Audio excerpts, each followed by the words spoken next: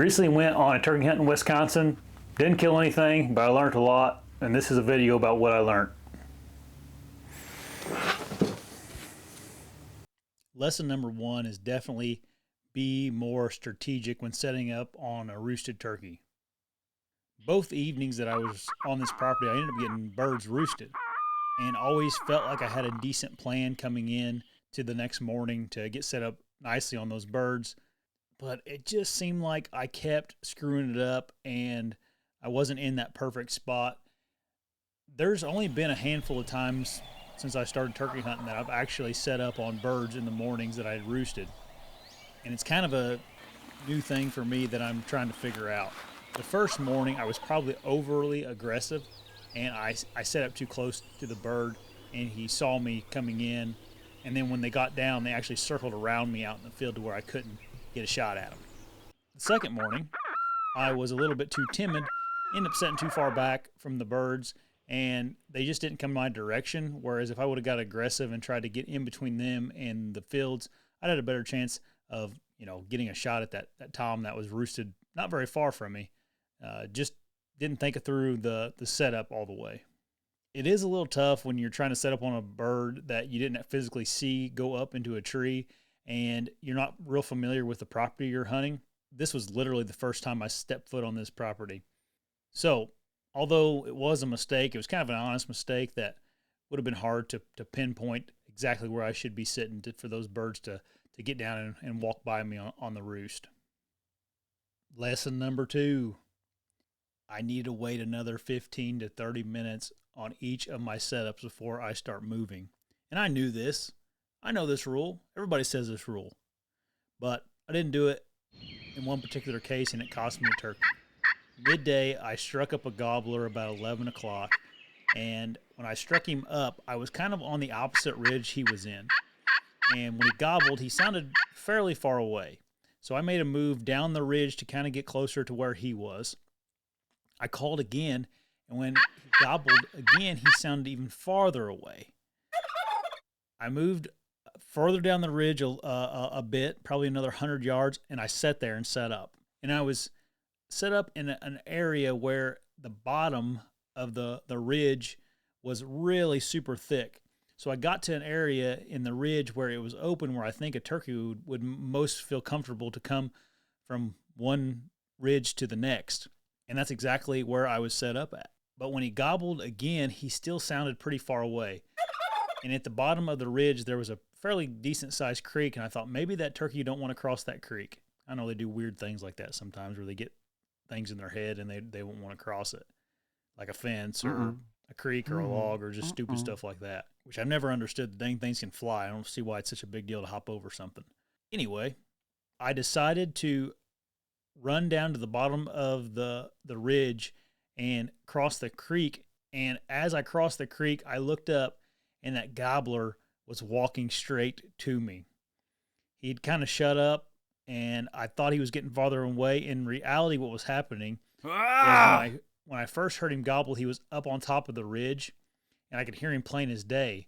Well, that second and third gobble, I think he had dropped down into this little side cut in between two other ridges, and he was actually coming my way, but he sounded farther away because he was down in this little side cut. Just spooked him. Gosh, man. This is why I get so frustrated with myself turkey hunting. And the final thing I learned on my turkey hunt in Wisconsin, I either needed to get some type of a visual out in certain areas when I was in the open fields, or I needed to find an area where the turkeys had to come look for me, and there was no other way for them to see where I was at until they were inside of gun range. This particularly was important on a bird I got on midday the second day I was there. He was gobbling out in the middle of this drainage in this field where there was just some shrubby trees and whatnot in the middle of this drainage. And I actually crawled all the way up to him about 150 yards from his location.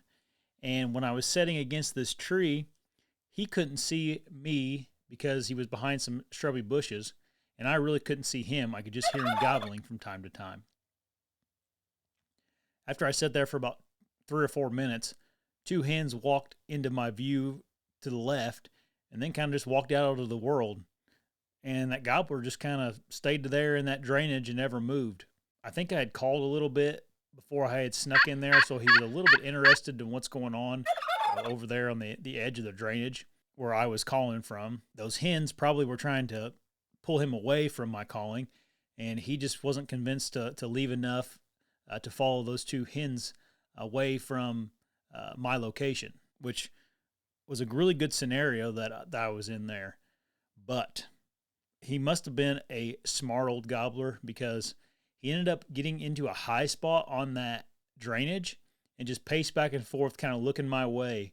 And when he never did see a hen over there yelping, he got really uncomfortable and ended up just turning around and walking kind of out of my life forever. If I would have just carried a decoy around with me at that moment in time, I probably would have been able to get that decoy out, and he probably would have committed to come in by having that sound that he heard before those hens left, and then having a visual to actually see a hen from where the calls were coming from.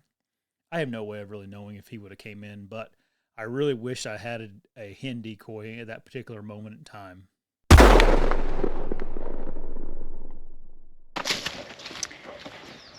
Turkey hunting is probably the most humbling thing that I've ever tried to do in my life. I've never had like a mentor turkey hunting. I've always just been out trying to learn on my own, outside of YouTube videos and whatnot. I've never really hunted with anybody turkey hunting that knew anything about it. It's always been me and a buddy or something that, isn't any better at it than I am.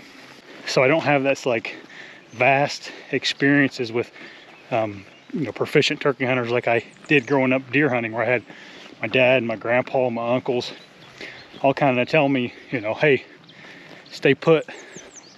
That gobbler's probably coming in, And I really feel for people that learn to deer hunt in this manner on their own and trial and error. Maybe that's why I get so addicted to turkey hunting during season. I never get like super fired up about it like deer hunting to the start, but once I get turkey hunting, it's almost like just a tick in me that's like, you got to figure this out. And every experience I have, I guess, is one experience closer to becoming, a good enough turkey hunter where I can mentor someone. Before you leave, if you haven't checked out Before the Echo, golly, what are you doing? It's the best thing on the internet right now. You get to hear me and Dan and other guests talk about deer hunting twice a week live on the show. Plus, we got all kinds of content going up on that channel every single day. Just head over and subscribe to Before the Echo. If you want to watch more Hunting Beast content, it's right here.